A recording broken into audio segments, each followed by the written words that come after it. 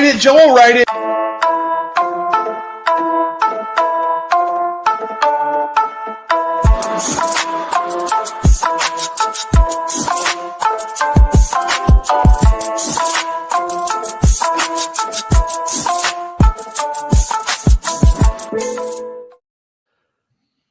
Hey, welcome to the Dallas Cowboys Uncovered. Hey, OJ Hands. Hey, we got a new channel. Cowboys is now on the NFL Uncovered. Guys, go subscribe. YouTube Uncovered _ NFL. Same with the Twitter. Grindberg, if you're watching, I'm getting a little error message on the Twitter, so hopefully folks can see us over there. But no worries. We're gonna keep rocking with it. What's up, Joe? What's up, Dave? How y'all feeling, man? What's up, man? It's been a week. We've been traveling. A little bit of traveling salesman, little planes, trains, and automobiles. Been all around the lower West Coast. Back in town for our day jobs, right? But happen to be doing something a lot more fun. Not that I didn't have a good time and learn a lot, but I've been waiting for this one for a while. I interacted with a bunch of Europeans. Very exotic. Didn't know anything about Cowboys, so I had to break it down a little bit. Well, my SKO was in Dallas, so it was actually a lot of Cowboys talk and people wearing Cowboys stuff. So it was pretty cool. Sweet. Well, glad y'all had a good time, fellas. We're going to get right into it. We're going to do a 2025 NFL mock for the Dallas Cowboys, and we're going to see what type of moves we think Cowboys might make here. Look, speaking of Cowboys, I got one thing real quick. Shot of the week, up? Joe, what's our shot of the week? Let's get this rolling. Let's get rolling right. All right. Yeah, shot of the week goes to our brand new hire of the day. So Connor Riley, welcome to the Dallas Cowboys. Heard just a ton of good stuff. You see BB's dad saying that he's all for this home run in my book. The guy can coach, teach, and develop. Big reason why my kid's in the NFL level now. But beyond that, obviously he helped pave the way for, guys like Deuce Vaughn to really accelerate on that team. Guess who's on our team? Deuce Vaughn. Now, I'm not saying anything in terms of maybe it's a replacement for drafting, but this is an exciting hire. This is kind of in the right motion and the way that the Cowboys had already been thinking and, hiring an offensive line coaches as our OC. So, that's really cool. Cheers. Hey, cheers, fellas. I had to get that in, Alex. We got to start it off with a little juice. Yeah. Woo! Without further ado, the Dallas Cowboys are on the clock. Shedeur Sanders goes. Cam Ward. So we got our quarterbacks going off the board. I've been doing a bunch of mocks, and it's all over the place with these QBs.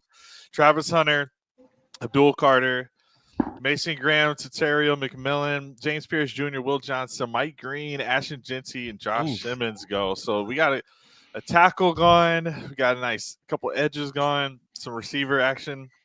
So how are you feeling here? Guys, we had some big news that Myles Garrett's, looking for a trade. Mike Green would have been the guy that I would have wanted to take, but since he's gone, maybe we do that trade after all, right? I was going to say, some of these guys kind of jumped up in their stock, and now you're kind of seeing that reflected on these mock drafts that have been going the last few days. So that'll be interesting to see what happens here. I agree. I thought Mike Green was going to be there. James Pierce wasn't going in the first round for a while. For me, I also, just to drop a little something, is that Josh Simmons, I heard, has a patella knee injury, which has previously been disclosed as a knee injury. Patella is indicative of pretty much a whole year off. Now, I don't know exactly when he got that injury, but that's tough. So that doesn't mean he's not going to get drafted high, and that doesn't mean that he hasn't already started treatment. That piece I'm ignorant of, but Broadus dropped that today. So a guy with a patella injury, it's tough to sit there and want to take him in the top 10. But there's a lot of good options, a lot of juicy options here. Let me zoom in, guys. So I totally agree, man. You can't go wrong with this pick. This is kind of rare territory to have some of these early draft picks, right? After years of being kind of the 12-5 team. If we call no trades, then here, what do y'all think on at least which position? Because look, we have a couple receivers, a couple tackles, a couple D linemen. So let it's me kind of choose your flavor. Let me do a quick tease. Later in this episode, we're going to break down Mike Green, Darius Alexander, Tez Johnson, Matthew Golden, Dylan Sampson, and Devin Neal. I don't think any of these guys go in this range except for Green, who already went. And Matthew Golden, I've seen mocked in this area, but hey, yeah, I mean, you never know. Some people, it takes one person to fall in love, and I think there are some risers coming. We're still in February, guys. Yeah, in my opinion, whenever you have a injured Dak, I like protecting Dak and making sure he's good to go. We had Jerry Jones talking about how Sean Fratelli, Dak is like the highest paid guy in the league, right? And he expects a Super Bowl. He said he was shocked that we're not in the Super Bowl. So you got to protect Dak if anything's going to work. Especially since we're not going to bring back any of our backup QBs. So my vote would be Will Campbell. How you guys feeling here? We got another tackle in Kelvin Banks, who we've broken down before on this show. Yep. We've seen Unless you want to Will go Homer. We've seen Will Campbell by proxy because we watched Nick Scorton and he got lit up by Will Campbell. Yeah, I like Campbell, man, and short and sweet here. I'll just say I like Will Campbell because he has a lot of starts at left tackle. He has a lot of starts at a really highly competitive conference, and you couldn't have said the same really for Guyton. It came out last year as a project. How great would it be to get a guy like Will Campbell with? I mean, he's one of the 3 or 4 guys that's going to come in and start a tackle out of the draft. So sign me up. Draft him. Let's get him. All right, Will Campbell, we locking it in? You're a Dallas Cowboy. All right, we got him. Just getting the call from Jerry. That was only tackle 2, so I feel good about it. Yeah, for sure, man. I've seen 2 go ahead of us before in some of these. All right, so we're back on the clock, guys. In some of the drafts we've done, we've done some trades. Okay, I say don't do the trade in this one. Let's right. What we got once we get past the Super Bowl and we get the full draft order, then let's go ahead and do some more of those. But for today, 44 is good. I like the spot, man. Do we go running back since we passed up running back, Ashton Jeanty in the first round? I don't even think we said his name for the first time. Let's take a look. Yeah, I know, right? Let's take a look at him. All right. One of the guys that we're about to break down later, Dylan. How about put in receivers too, and to see how those are all going to stack up right here. Running back and receiver. Yeah, we'll definitely look at that. So let me zoom in here. I got running back, wide receiver. Okay. We've got interesting Scatterboos, Everett Strepo, Dylan Sampson, Kalen Johnson, Savion Williams, Jaden Higgins, Trayvon Henderson, Jalen Royals is still there. I think I might get a running back here. We still got a ton of wide receivers. I feel like. Yeah. What's your reason for that, Joe? I have one too. I just want to hear what your thought is there. Well, mainly because of how we've staffed, picked the coaches, and the fact that we know we're going to be running the ball. We already got a tackle. Let's go ahead and get the guy that's going to tote the ball behind him, right? So yeah, let's see what happens. And tack onto that, like imagine the disappointment. You already have CD Lamb, right? So, and he's gonna produce. So you need a running back. So like, if you're sitting there and you get wiped out on running back because you took a guy like Tez Johnson or something when you already have CD Lamb, I just think it's so important to lock in this pick right here.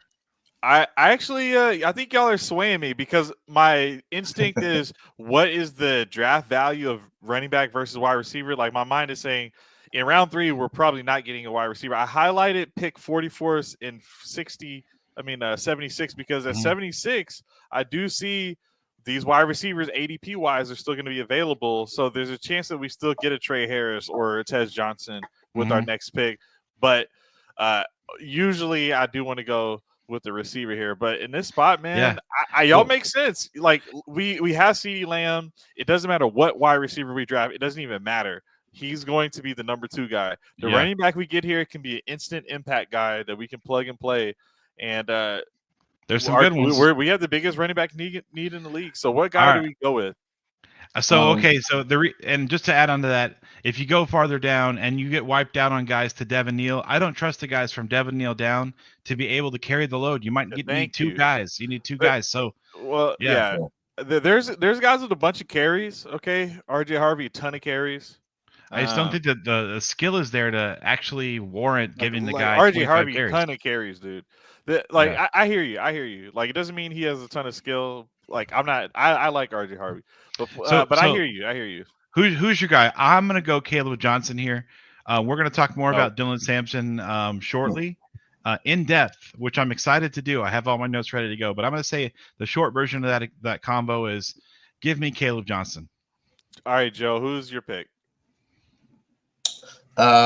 Just for sake of arguments, I'm gonna go Sampson. I like it because we're gonna break them down. Mine is Trayvon Henderson. Now, Sampson, now, we got a little trouble in the war room here, guys. I love it. So Sampson has the speed that I like from Trayvon. So Dylan Sampson, Trayvon Henderson, Devin Neal, those are my guys that I don't think you can replicate the speed. And if we know that we're going to come back and get another like bruiser goal line back, then I want the guy whose speed can't be matched. Caleb Johnson doesn't necessarily have the speed, but I love his game overall. Mm-hmm. Quinshon Judkins, I like his game, and he does have some speed, but he does not have house call speed. We broke him down on the show already. So I want a speed guy, and I've seen Henderson do it at a high level, and he's been balling for years. You know, he had a couple down seasons, sort of, but like that's my guy. These four guys, the guys Quinshon, Henderson, Caleb, and Sam, they're going to be gone at 76. So who's our guy? How do we break this tie? Because we know we're not going to see them again. Oh, here we go. Sean Fratelli says he wants to talk to Sampson. I think I'm in on that. You want to break the tie? That's a nice big reference. Let's do it. Well, we're going to take Sampson for the chat. All right, guys. Yeah, let's do it. Remember, it was for the chat. It was not my choice. And we'll break him down. No, I'm just messing with you.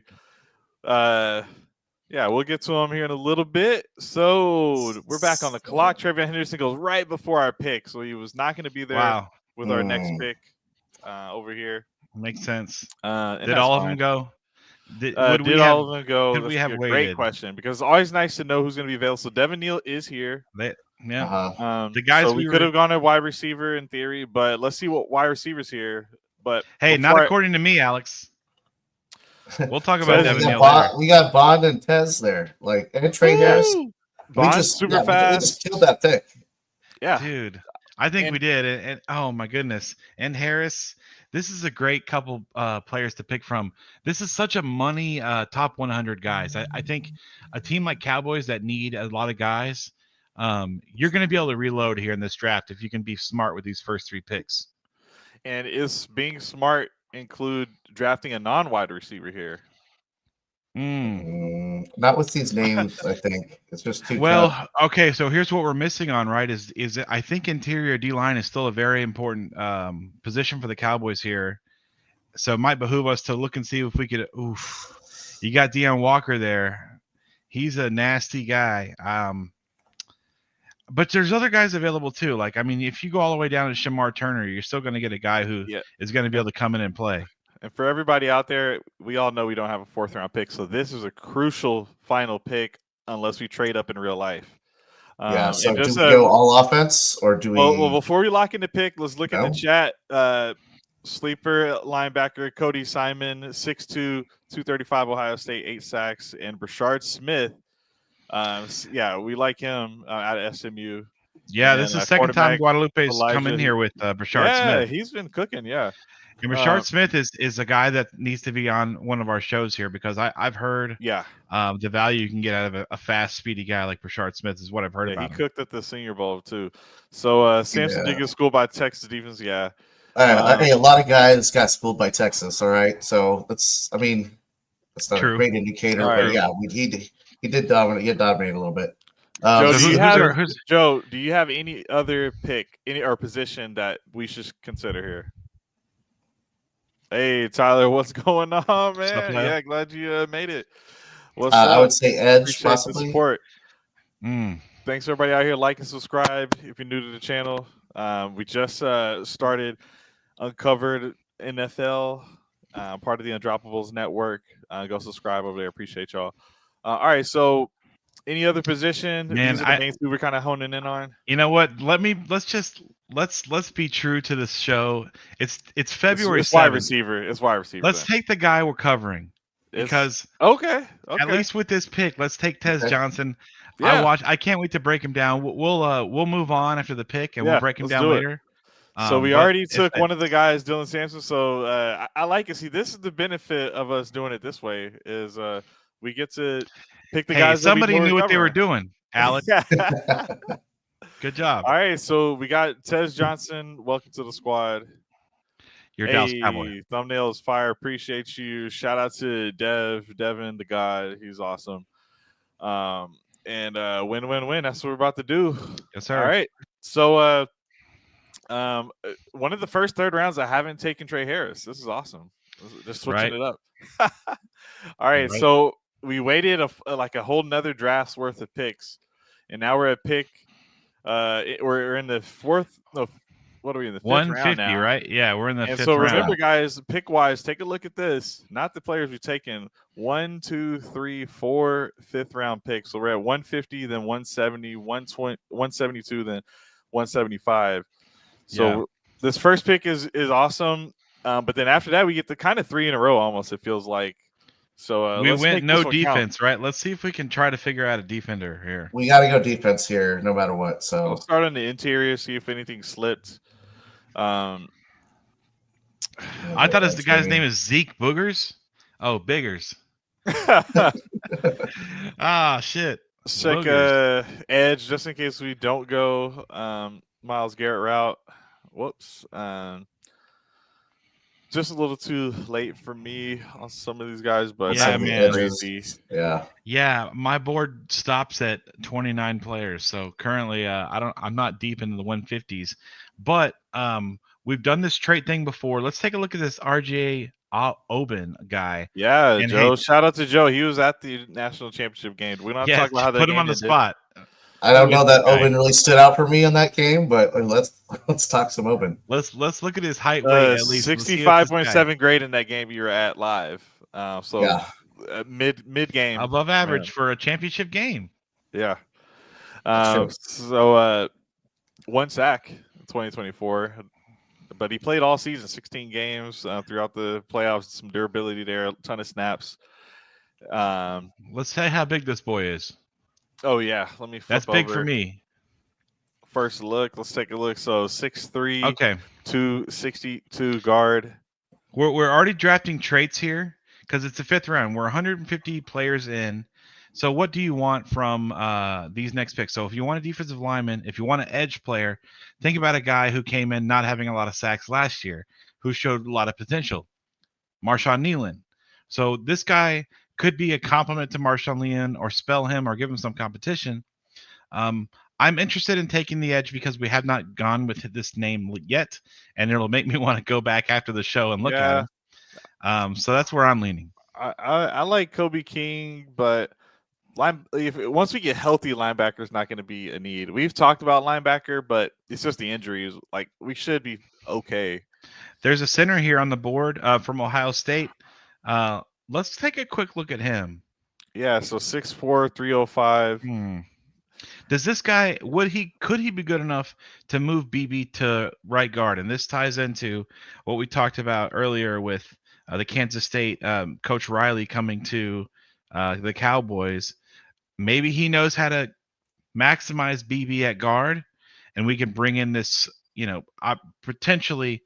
These guys from Ohio State are all studs, right? It's like this guy's got to come in here. He's not some stick figure guy. 6'4", 3. What was it? 305, 315. Yep. 305. I'm interested in this guy.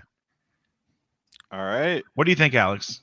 Yeah, I think we couldn't get our D lineman. We did take a tackle. We did take offensive line. Maybe D lineman's the better way to go. I got attracted. We just have. So, guys, we've done an episode where we broke down all the guys leaving, and we'll do another one right before free agency, which is next month. We have a ton of players that are going to be gone. So there's so many guys we have to replace. Some will be in free agency. Some may be re-signed. But it's a great point. If I had already said I want to protect Dak. This guy did his thing. I know a lot of people will be looking at him. I just struggle with the hit rate of some of these later round linemen. Yeah, I mean, we don't need a quarterback here. It seems like a waste. Just I want to double check receiver, but go ahead. Well, Nick Nash. I mean, Nick Nash is a guy. Ty Felton is a guy Super J loves. But I think he's going to be their next pick. We have 4 picks in the next 25 picks. Yeah, and if wide receiver is not going to be a difference maker, like at this point, it'd be better to sign a free agent. You know, we might not do that. That's why we're always trying to draft a guy because we don't trust us to sign one. But to me, I would rather pick Kobe King just because I like him. I do too. Yeah, so we picked him before, and I did make a case for him in the past. I do like the player. All right, Kobe King it is. And so far we've hit the running back need, tackle need. Quinn is still there, and the wide receiver need. Yeah, I don't know why I said receiver earlier. I forgot we took Ted Johnson. So we've hit our top 3 needs, and we just sign it. We'll sign our other players. edge. We'll trade for Garrett. Maybe we re-signed DeMarcus Lawrence. And Sam Williams was coming back from injury. Don't forget. Yeah. So these 3 here, 170, 172, and 175. Yeah, so this here, is a great spot. You definitely, I think a quarterback makes a lot more sense here than it did before. Just because if you have one you like here, it makes sense because you have a few picks coming up, so you don't want to accidentally get snaked by a Josh Allen, protege or a guy to take over. There, that's interesting. I do like him. I like him as well. Also, a defender that plays the back end. We haven't looked at. There's some good running backs here still, guys. And one of the highlights, you're going to see Bashal Tootin get lit up by one of the defenders that we have queued up. Ollie Gordon, he's awesome. There's actually, it's always nice to just know, like, even though we took that position already, who's still left. I think let's do it. Let's go ahead and get Ewers here. Knock that out. It sounds like he's going to be a 3rd rounder in real life. From what I'm seeing, I'm sad about that, but hopefully he gets a shot. Maybe he's a day 2 guy, like a 2nd round day 2 guy. I mean, he's gonna have to come in and learn a system. I think he's not a guy that's gonna come in and have any pressure to start, which is good. I think he's capable, but there are a lot of capable guys that don't make it. I agree, Rubicon. I said Henderson. They outvoted me, and Sean. We gave it to Sean in the chat, so this is a chat. These are 2 Fratelli brothers, by the way. Don't get it twisted. Are they both in here? Oh, I don't know who else would be. Rubicon. I don't know who else would be Rubicon. Yeah, I know one guy with Rubicon. Jeep God. All right. Jeep God. All right. So let's move on. We've got still some. If you know anything about Jonah, some other type of center. A lot of times you might want to let a center develop, and like you said, maybe move BB over. That's how I normally think of centers. Like, let them learn, because they do end up having to be kind of a command of the line there, and it's just a lot to take on year 1. So I like to let them rest and sit. But let's look at defense. Is Nick Nash still available? Okay. No. Okay. Ricky White. Ricky White is a good guy. Maybe we take him before we stop picking here in the 5th.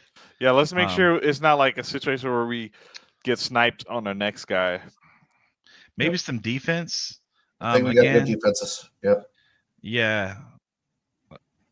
Okay, take a flyer on like Zeke Biggers just because I like the name. Let's see how big. Let's see how big Biggers is. If Biggers is big, let's take him. First, I'm gonna look at this LSU guy. 250, 6'4", edge. It seems a little slim to me. Give me some 320, 6'6". He is big. That's what I'm talking about. Yeah, I'm in. I'm interested. All right. You're drafting traits here. You know, do you need defensive lineman? If he's not the most athletic guy, what's the next best? Give me a big hole. Fill a hole. Yep. Yeah. This Oregon guy. Hey, Alex, pause. Shorter. Pause. All right, so we're going Biggers. We can't even avoid it now. Yeah. Unless we want 2 of them, I'm way sold. If we want 2, then I would say Swinson. All right. Let's do it. Then Biggers.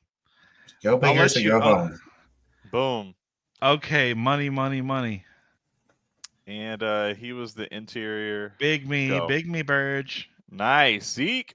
Zeke is back.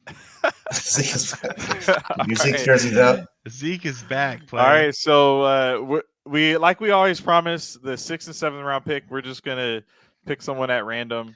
I mean, Pick not a really, position but we haven't got. Like so just a we're position gonna. we haven't. We said we have to go running back. A lot of times we've been going Jake Majors Jake at the train. Majors. I want to go Ollie Gordon Ollie as Gordon. our double tap. So we've got our speed guy, and then we got our Ollie Gordon, two orange jersey guys, and then let's just do Miles Frazier. I mean, well, or another defensive lineman can never hurt.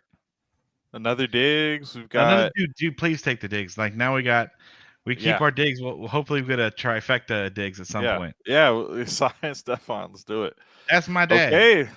Okay. All right. So all right, boys. We retooled this team. We're throwing bodies at the problem to an extent, but I think the top 3 picks were very smart. This would be good. This would be a good draft. Yeah, and you already know you can't solve your whole team with the draft, but we got enough guys this draft cycle that are win now. Whereas we've seen some other times where you draft in the second round a Luke Schoonmaker who has no ability to help you win now type of stuff. This is we got 2 running backs. Either one of these guys, I believe in. I believe in both of these running backs equally. 100%. As far as can they be the starter? Yes, Ollie Gordon can be the starter. That's a great double up. Will Campbell, awesome pick. That's a steal at 12. And then Tez Johnson. The reason I like Tez Johnson, guys, regardless of the size, he is getting open. He's not having anybody on him. We'll save this for the next part. But look, Tez Johnson is getting open, so I think any quarterback can get him the ball, and he just got to stay healthy. Don't get hit, and he's fine. So I'll just do a quick recap. Will Campbell in the first, Dylan Sampson, Tez Johnson in the third, and then we go on to the 5th round.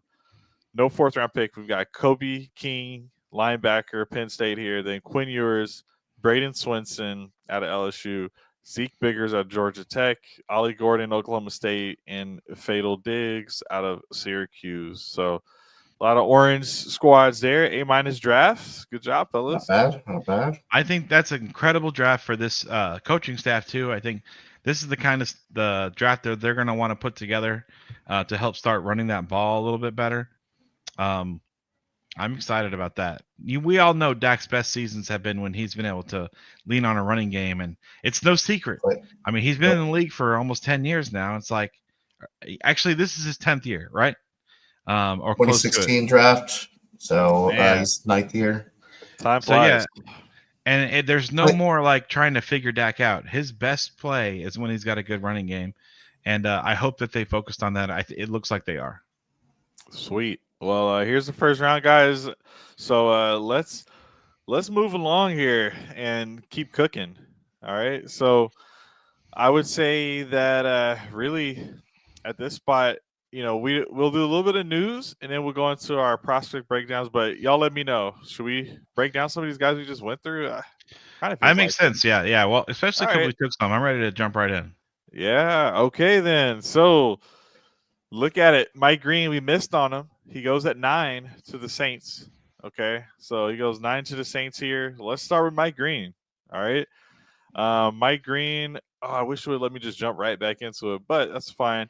Give me some early thoughts on Green here. Yeah. Let me jump in here. Okay, cool. So I'm pulling this back up while you're chopping that up, and then I'll bring in some highlights here in a sec. All right, cool. So, I mean, we've heard a lot about Mike Green, right? So I think we're all going to be on the same page that this guy is a first rounder. He's 6'4", 251.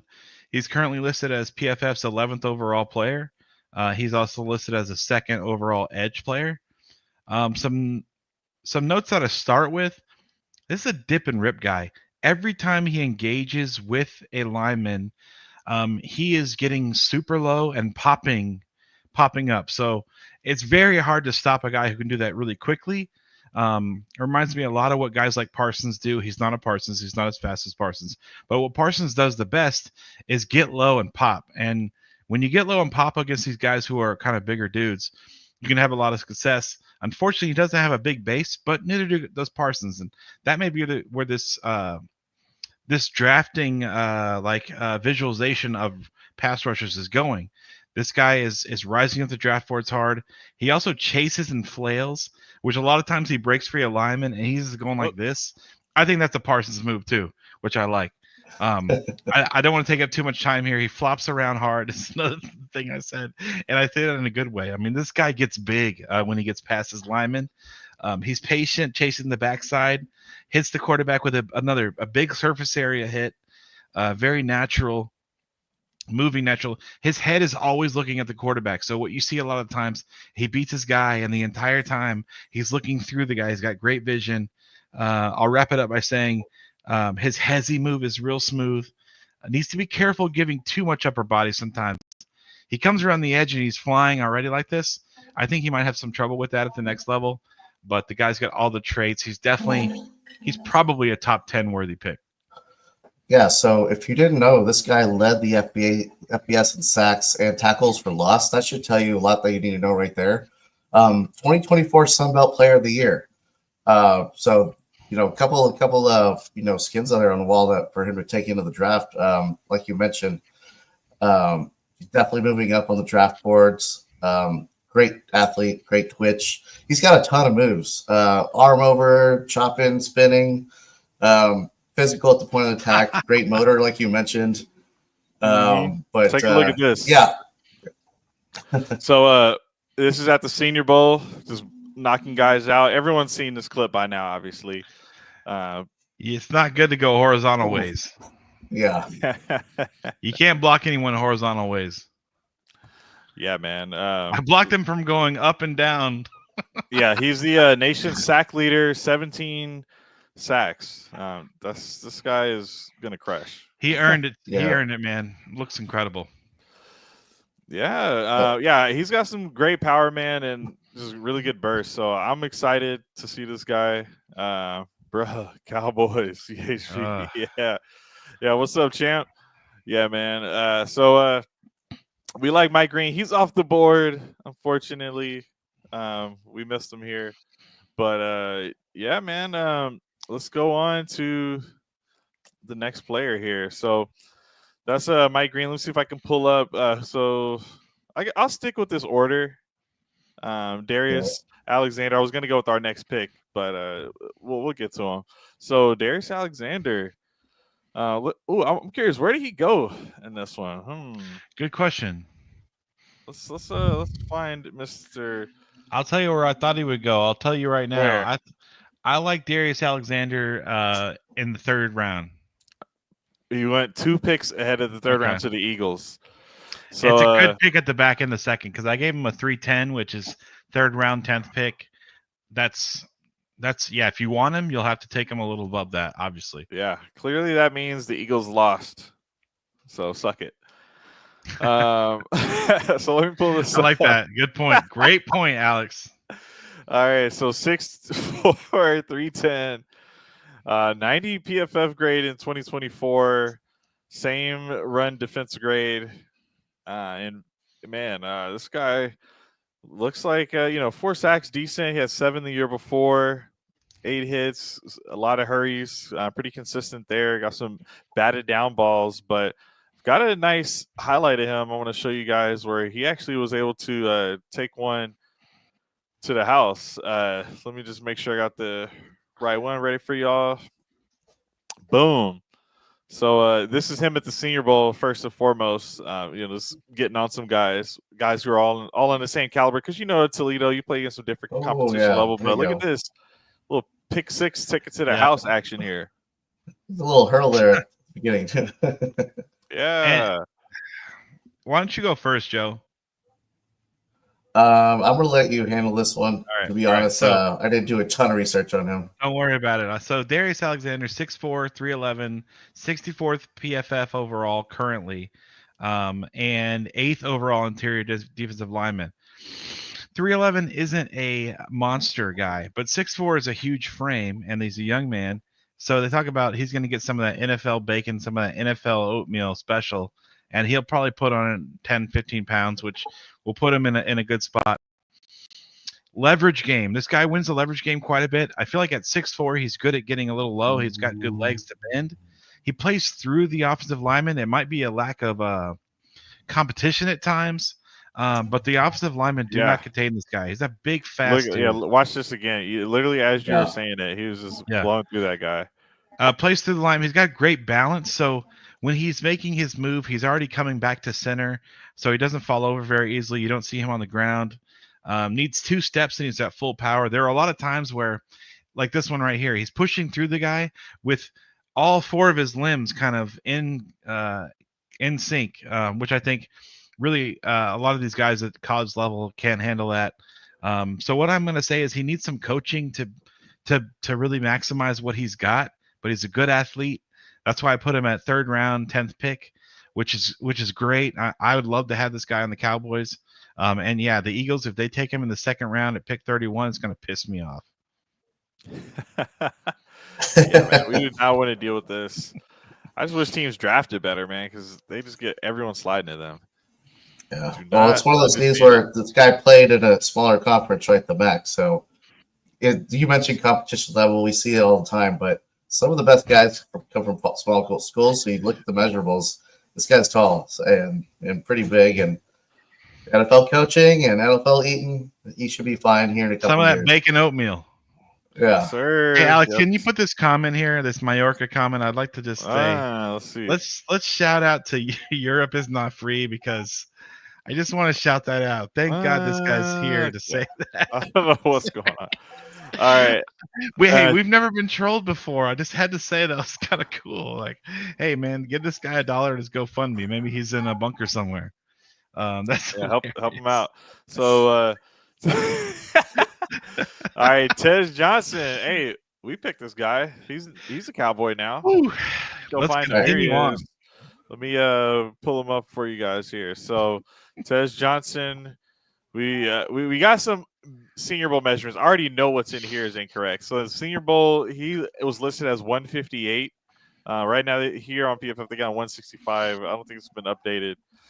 Sometimes also guys will just lean into, you're at the Senior Bowl. What's more important is you on camera destroying guys. So what's going to help you destroy guys is to be lighter weight. So he just plays at his play weight, but when he goes to like the NFL Combine, he may not participate and he'll just weigh in heavier. So you can see him come in maybe at like 165 or somehow 170, but not like participate in some activities. That's a good point. That's a good point. Because he already has enough on tape type of thing. So we'll see what he ends up doing here. And remember, guys, NFL Combine, September 27th, in a couple of weeks after the Super Bowl. So we'll be tapping back in on that. And he's got some pretty good PFF grades here, kind of dropping off. He did have Bo Nix in the previous season. Bo Nix is his adopted brother. Well, Tej Johnson was adopted into the family. So it would be cool to see him go to the Denver Broncos. But anyway, guy can play. And I'm going to show you guys some action here. I have the most clips on this guy because awesome, man. This guy's highlights are the best. So yeah, he's cooking some guys, man. So hey, you can see it for your own eyes, but quick twitch, dynamic, very versatile, can do anything. Special teams value, like this guy's just a football player, a weapon. Yeah, here's a juke that I'm about to pull up. What? Yeah. Oops. Get wrecked. Yeah, he's super fast. I like him. I said it earlier when we made the pick. He gets open. And in a different draft I did just for the NFL in general, I was picking for the Carolina Panthers, and I was like, man, you got to give Bryce Young a guy that just gets open. Like, don't mess around. You need any quarterback, though. You want a guy who's just getting open, and he gets open, and he's open all the time. And, like, after seeing a Tank Dell be successful, like, I'm just trying to remove the bias, because at the end of the day, that's what's holding me back from picking Tej Johnson is he's tiny. But you see the numbers. I mean, he has had an 1,100-yard season, almost 1,200 yards. It wasn't last season, but he lost Bo Nix. And even though they had a great season, that was an NFL caliber first-round quarterback. So and he has a connection. He lives with the guy. It's a huge connection. So you expect some kind of drop-off. But 82 receptions, 101 targets, 106 targets the year before, 86 catches the year before. He was a go-to guy for them. And I think as a number two in NFL, maybe a number 3. I don't care. Like he's your guy that's getting open. It'd be nice. Maybe even yak guy for you. So as long as he can stay healthy, I'm cool with taking Tez Johnson. Let me ask you this: if you get Tez for some reason, you still sign. Sign Turpin. Yeah, that's exactly where I was going to start, Joe. Because you can think about it a couple different ways. So, like, you found Turpin. Turpin was not a guy you had to spend a 3rd-round pick on. You can't do that with Tez. You're going to have to sign him early, and you can't slowly integrate him into the offense like they did with Turpin. So it depends. Do you want to pay Turpin a average contract for a receiver where he may not be a great receiver? He's a phenomenal special teams player. He's a 2-time Pro Bowler, man. Yes, and a 2nd-team All-Pro, all the above, but not at receiver. A guy like Tez Johnson, the reason for you taking a guy like Tez, first of all, you're not going to have to pay him that 2nd contract, which may allow you to put a 4th-round tender on Turpin and let him get signed away and receive a 4th-round tender. I don't think you're going to get a 2nd or 3rd, like some people were saying earlier, including me. So you take that 4th-round, 5th-round tender, you take Tez Johnson, and you immediately start investing in him being a big contributor in the offense, which is way different than they treated Turpin. If you're going to do that with Tez, as in you have a plan for Tez, this is something Broadus says all the time. Take anybody you want, but don't take a guy if you don't have a plan for him. The plan for getting Tez Johnson is he's your number 2 receiver by targets. You've got to get this guy the ball, get him in space. Now, do you have these giant hash marks in the NFL? No, so there's going to be a learning curve. Obviously, he's very small, but here's my quick scout on the guy. Middle defenders have no chance on this guy. He's beyond these guys way too quickly. He's got enormous separation. He understands routes. His first cut gives him, when he's got the ball and he takes the first cut, he like jumps 10 feet, 10 yards. Not 10 yards, 10 feet. It's insane. No chance when he's moving left to right against you. He's going to go around you. Good hands. Knows how to move in space to not get hurt by tackles. It looks like he's really good at avoiding a big hit, which is huge. He sees his exit early. He knows how to get away from contact, even if he's going to still be running for 10, 15 yards. So good overall balance. I think he's a good he finds the weak spot in the back line of your defense pretty well. So he's worth a 3rd-round pick if you have a plan for the player. And I think for a first-year coaching staff like Schottenheimer has, it could be a real feather in your cap if you bring in Tez Johnson and you make him a Pro Bowler, because he's definitely that capable.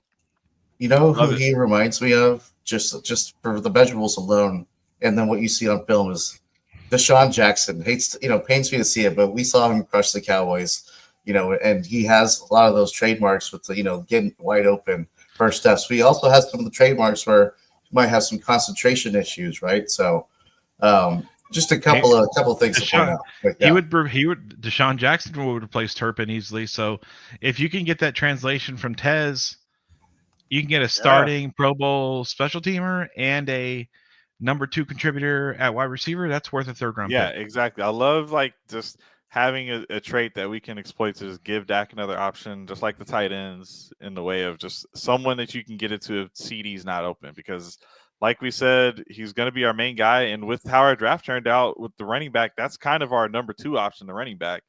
But to have someone that can just be an outlet, I love it. So yeah, let's move on. Let's keep it moving here. Another wide receiver. We didn't draft him, but he is in Texas already. And that's Matthew Golden. And I'm wondering where he went here in this draft. I'll find him here in a second.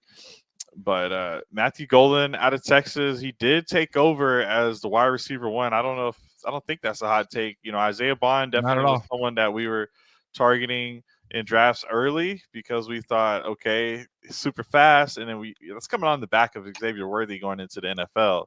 And he's coming from Georgia as a transfer. So we're like, yeah, let's, Isaiah Bond.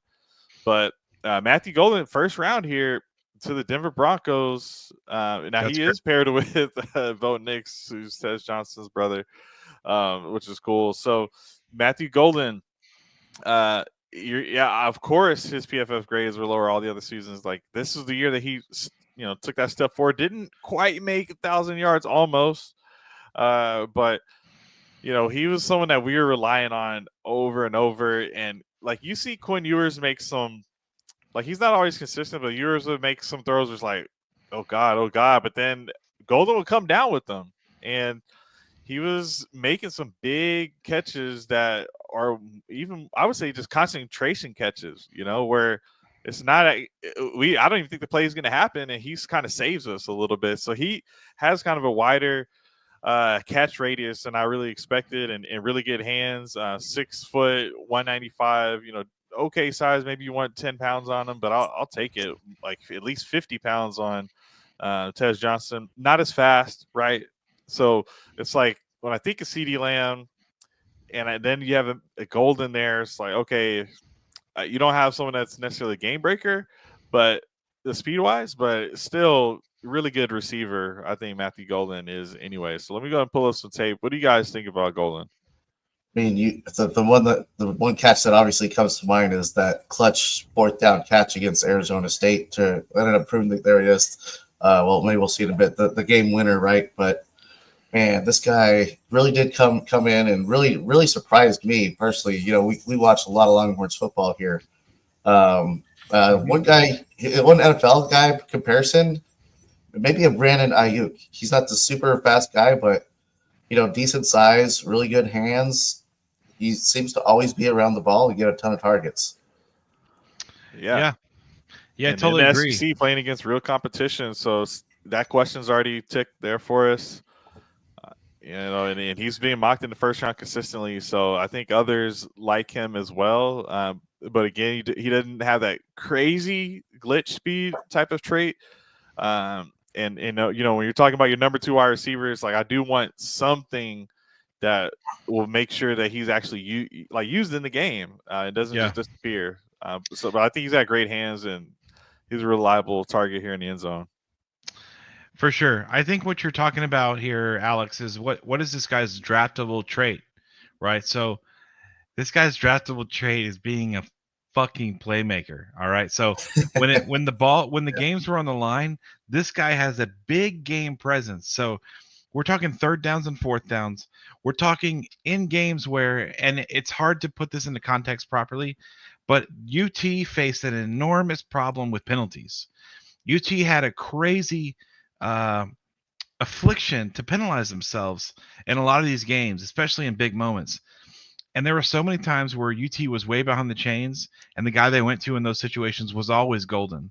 And it kind of came on in the middle of the season, and unfortunately, it kind of coincided with Bond's, let's say, decline. But that's because they started playing tougher competition, in my opinion.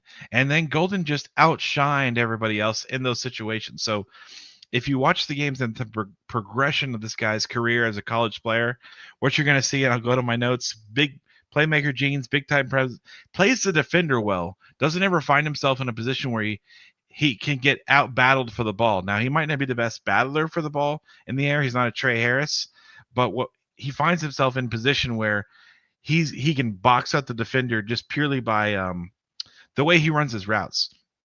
So he does that job incredibly well. He's not a letdown guy, doesn't let anybody down. He might end up, this is crazy, my craziest note on this guy, which I was trying to hype up his big player, this guy might end up with the best career as a wide receiver in this class. Like, I think he comes in with a skill set that automatically is the kind of guy that gets open.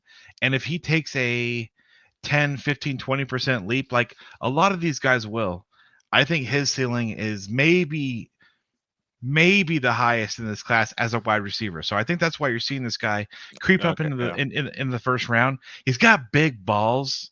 All right. He earned at a place like Texas, Alabama, places like Michigan, you earn the trust from other 5-star guys. Yeah. These are guys who are great other wide receiver players. The reason they keep going to Golden is because he earned the trust of the coaching staff with his hands, his route running, his smarts, his ability to get open in routes. And he delivered on that trust, which was so cool because a lot of these guys can earn that trust. And these are kids in these big games. But Golden did not let that affect him every time they called his number in big spots, he delivered. And the truth is in the tape. Go if you don't believe me, go look at his highlight reel. It's on third downs, on fourth downs, on big plays in the red zone, making plays after getting put behind the sticks, which was big, making plays. So I applaud the young man for creating a draft kind of a market for himself. Yeah, I think he will go in the first round. I think he's going to go. I'm not sure that the Cowboys need a guy like that at the back end of the first round. They're probably going to go for a different position if that's somehow that they find themselves there by trading back or something. But a great player. I put him at. Let me just real quick. Where I had Golden as 120, so first round pick 20. I think is a good spot to go ahead and take Golden. I'm gonna stick to it. Yeah, and just looking to the chat real quick, Greinberg says Felix Sharp real big on Tez, and Sharpies with Campus to Canton. And I've been telling you guys that I joined that league with Joe's brother Zach. That's how I found out about Trey Harris was a part of the Campus to Canton league. I just looked at. I've had him on roster since 2022, and he also Greinberg also points out that his yards per route run is very low, 2.1, and it is a good indicator. I know for some of my other content, fantasy related, I use this metric a lot for predicting some future success, right? And a guy we didn't take, for example, in the third round, or I think he went in the third round, Trey Harris, he's like the yards per route king. I don't even see him. I can't find him like that, but it's one of those things where the stats are not going to be behind Matthew Golden because he was a late riser. And Texas if you just look at what Texas has been doing, we've been getting NIL mercenaries ever since NIL's been a thing. Texas has been one of the main teams taking advantage of that. Well, he also wasn't targeted as much. Exactly. So like, I mean, you run 100 routes, but you only get targeted 20 times. You're going to have a low. That's just how their offense was. This is just an example of Tez Johnson, 5.1 yards per hour run. That's historic. That's at the top of yards per hour run. So it's kind of hard to compare to that type of situation. But there's a reason Matthew Golden is getting viewed the way he is because he's doing it against the highest level competition, and people are watching the tape, and the guy looks good. Great player. Let's keep rolling. A lot of Homer talk there. So let's settle the debate. Is Texas UT or is Tennessee UT? Go. Is there really a debate here? Okay, it's Texas because I'm going to go off first. I'm going to say Texas because you got the proper orange, you got your burnt orange, and you got it's hard to make this argument because they're two great universities, but give me Texas all day, baby. All right. When's the last time Tennessee won anything? Exactly. I put Dylan Sampson on here because people were telling me UT is Tennessee, and I was like, all right, Sampson's going on the pod just so I can do this.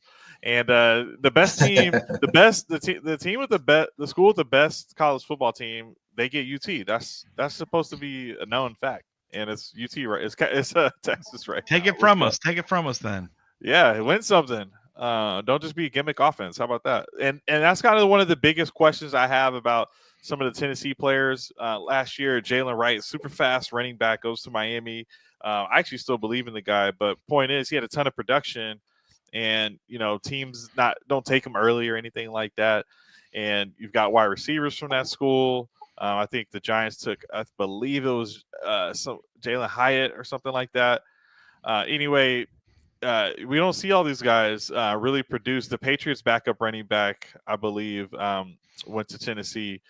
I meant to say Patriots quarterback, the backup there. So, you just don't see these guys end up being starters for one reason or another. So with Dylan Sampson, this past season, 90 PFF grade. He's got his 22 touchdowns, which you'll see with a lot of running backs in this class. Put up some numbers, 1,400 yards. Not too much a year before. Of course, there was an NFL guy, like I said. Jalen Wright was ahead of him last year. I think like a Cam Selden, like a hybrid players. There's some guys there. But Dylan Sampson, at the end of the day, he did put up the numbers.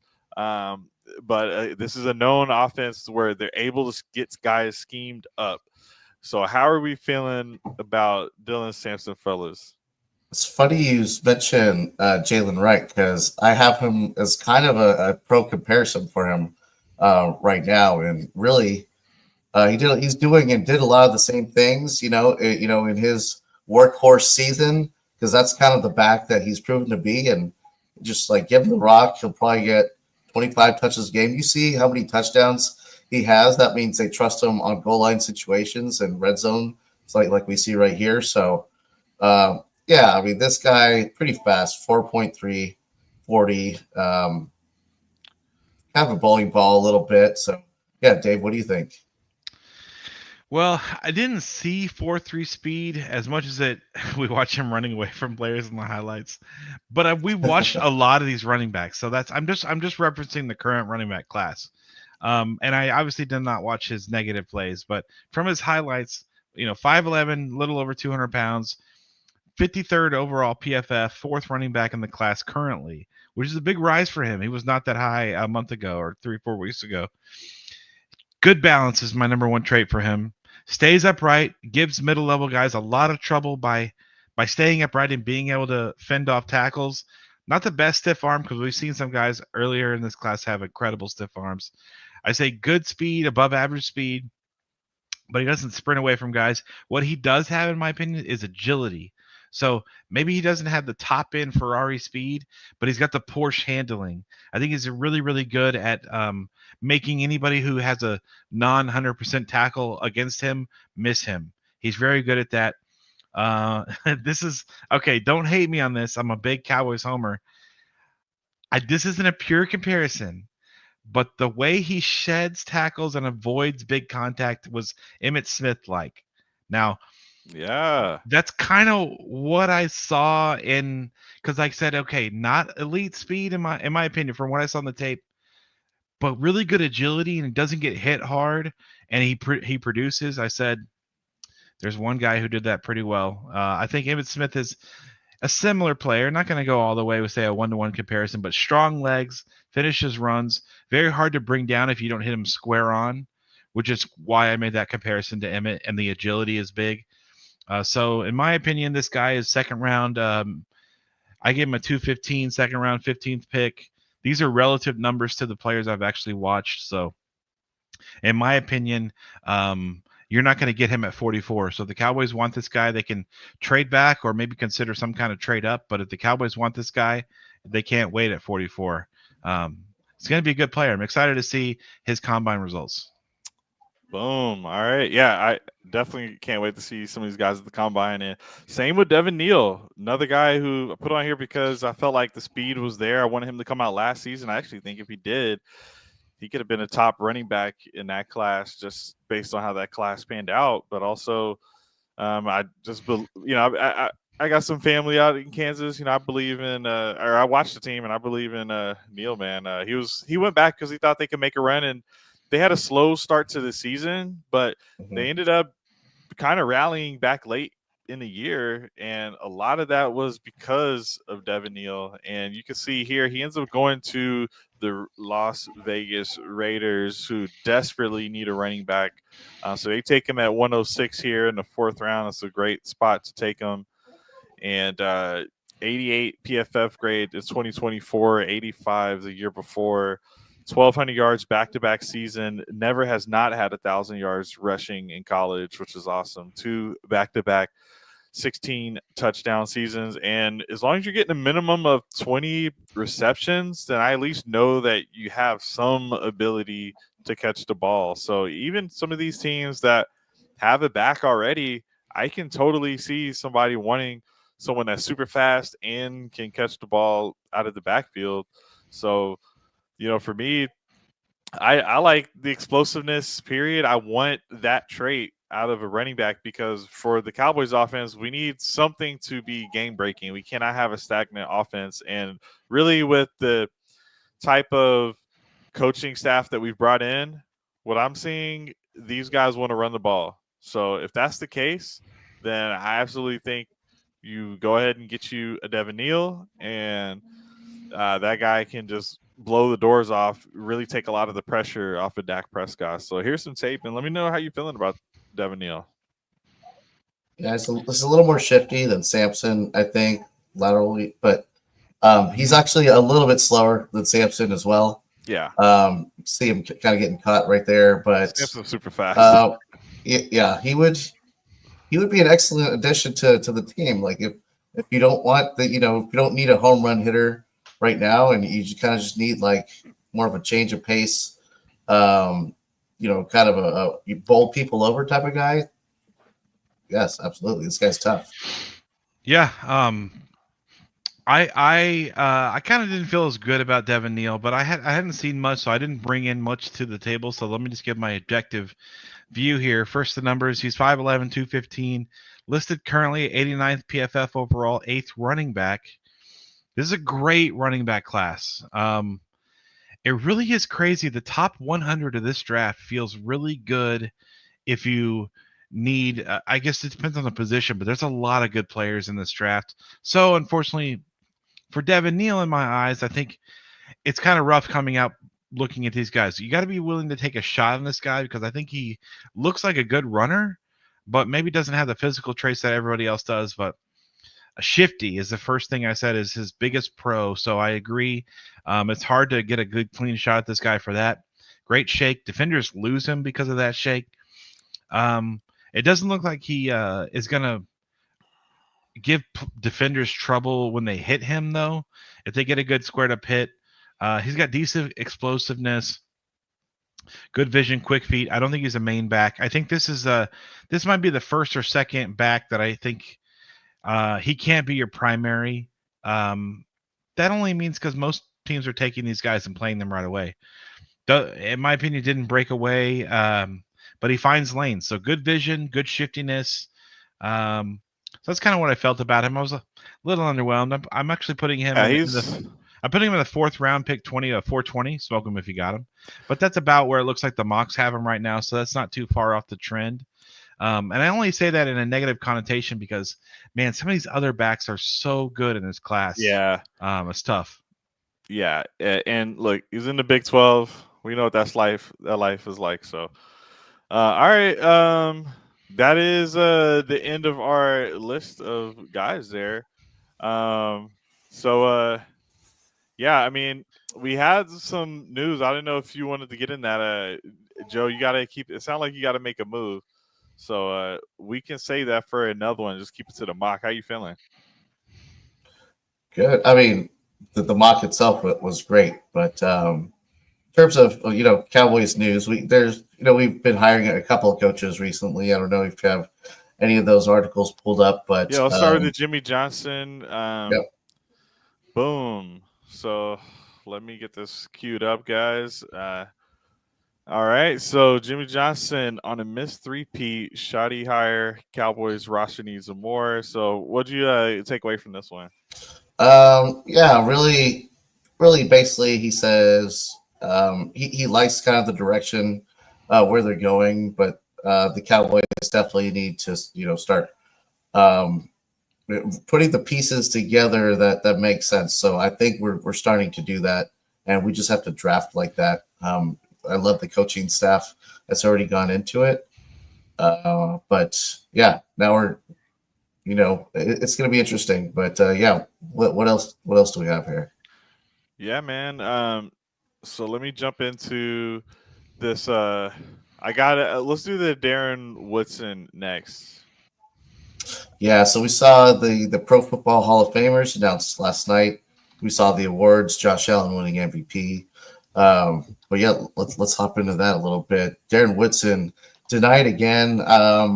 It really sucks. He should be a Hall of Famer. Man. Jimmy Johnson had to deal with the Ring of Honor delay, and now Darren Woodson got to deal with the Hall of Fame delay. But we saw original 88 wait until his last year to get in. So I think he's still destined for Canton. Just he personally feels like it's a failure. Yeah. I think he's one step behind the media.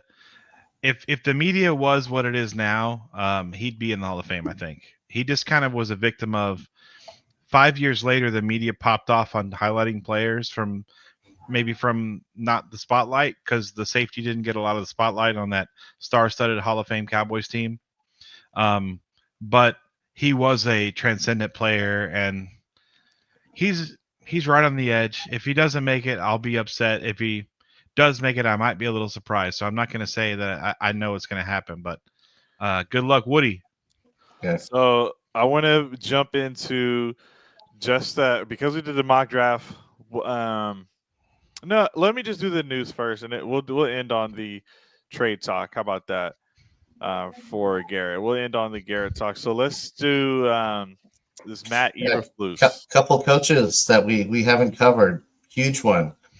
Eberflus, like that. That's exactly what we did with Dan Quinn. We fired an ex-head coach who we know is a great coordinator. Now we see that Quinn kind of getting it right in his round number 2, which we tend to see a lot in the league. So guys kind of failed the first time, second time around as head coach. They're typically a lot more successful. But man, this is such a great hire. Like I am super excited about that. He has been in Dallas in the past, part of Garrett's staff, so he's used to the culture. He knows what it takes to be a coach in Dallas and deal with DFW media and stuff like that. So beyond that, I think we're going to see a lot of cool stuff scheme wise on the defense. Yeah, and we'll jump into this a little bit older news. Clayton Adams joins Cowboys offensive coordinator Brian Schottenheimer. So that's a nice add there. We got 2 more on offense. Unless y'all have anything else y'all want to drop in on him, but I wanted to go just focus back on the run game. So yep. I think this was the most recent one where we've got 2 more hires for the staff here. And let me just make sure that was the right one. Yeah. All right. So Joe, how about this one? I don't know. I'm just excited that we're starting to round it out, and I don't know a ton about these guys. Dave, don't know if you do, but yeah. Well, the only thing I want to add is that there's clear focus on this running game piece. Mm-hmm. Not only the running game piece, but also in the trenches on the other side with the White Cotton hire from the Jets. I'm not going to claim to be an expert on these guys and their ideal personnel. But one of the questions that you're going to get is, we've seen in the past, especially in the first year, second year of a regime, that there's going to be an influx of or the influence is going to favor the coaches early. You saw it with Monty Kiffin. You saw it with Rod Marinelli. You saw it with Mike McCarthy and Mike Nolan. These guys are going to get the opportunity to bring in who they want to bring in, and it will have a huge impact. These are an enormous amount of changes. What's cool is it does seem like there's a very clear focus on the running game. Yeah, here you got Connor Riley hired, and we mentioned this one right at the beginning because we were talking about the line there. And this is a guy who formerly was a coach of Cooper Beebe's at K-State. I think I have this on my screen, but anyway, he got a ring of endorsement from Cooper Beebe's dad, Tom Beebe. He says, "I'm all for it if they do this. Home run in my book. The guy can coach, teach, and develop. A big reason my kid is in the NFL level now." Love to hear that. That is very cool to hear. Yeah, so that's all I need to hear from this guy. Help us get BB, and they should have some chemistry, and hopefully he can carry some of that over to the rest of the guys. So let's move on to the other part of the discussion here, and really it does influence the draft decisions that we got to make. Free agency period is, I believe, in March. Obviously with the combine before that, but the draft's in April, so we're gonna have to make decisions on players before the draft. And one of the things that are gonna want to do when the new league year starts in March is decide if we want to trade for this guy, Myles Garrett. Man, I think when he came out and said that he wants to be traded, it was right after the NBA trade deadline when it was hot, furious, and some crazy trades going on. It's like, well, I want some of that action. Jimmy Butler got want to go to the Mavericks and got traded. Like, trade him to the Mavericks. Listen, they got Miles of Texas. You love to see Micah saying stuff like this, like, he's already a multi-millionaire. Keeps on making a ton of money. Like, what's a few $1 million less if you can bring in a guy? And guys, what he actually said was Parsons said he would take less money. Just for the audio listeners, he says he will take less money to play with Myles Garrett. So Parsons is in a contract I don't want to say dispute, but he's working on a new contract this offseason, and this is part of the factor. But if Cowboys don't get Garrett, then we're going to be in for a long offseason, I bet you, with Parsons. Oh man, see, I would prefer to try to figure out a way to get him after the draft, because then we get to keep our picks for the year. And the situation is going to be the same for Garrett either way. So Garrett shouldn't care. He should still be pushing for a trade even after the draft. Now, will the Browns want to do that? I don't know. I guess that tips my hand on whether I really want this thing to happen or not. But man, if you send a 12 but can keep your 44, figure that out and I'm in. But if you can't figure it out, I'm out. Yeah. All right. So I think we should go after him. Okay. And there's your nameplates, Dave. I think we should definitely go after him. It would just be kind of a cheat code. Like what are the quarterbacks on the other end supposed to do? Not many teams have offensive linemen that can handle two guys of this caliber. So it would be kind of an extra weapon, because I'm looking for either playmakers on offense or playmakers on defense, and give me Myles Garrett. Well, hey, I'm going to counter you directly, real quick and easy. So trade your third round pick and go up to pick 5 or whatever, and try to get Abdul Carter if he falls. He won't. He's not going to fall. Okay, go use your 5th or something and go up and get Mike Green. Like, what the scenario in which you can get a guy like that, I'd rather do that and still have some picks than not. Maybe it's because I've been preparing for this draft for too long already, dude. I want to see us be able to pick some of these players, man. Yeah. But I love Myles Garrett. I would happily throw Myles and Micah at a team. It'd be fun. Yeah, man. Big FU to them. Yeah. Yep. Yeah. We'll see what happens. But you're saying there's no chance Carter goes to 5, Alex? No, it's not happening. All right, fair enough. I agree. No chance. I think there's one more game of this NFL season that we have to talk about a little bit. Are you serious? Someone's getting Super a ring. Bowl weekend coming up. Yeah. Hopefully Xavier Worthy does. We're a Dallas Cowboys podcast. There's no way we're going to advocate for the Eagles.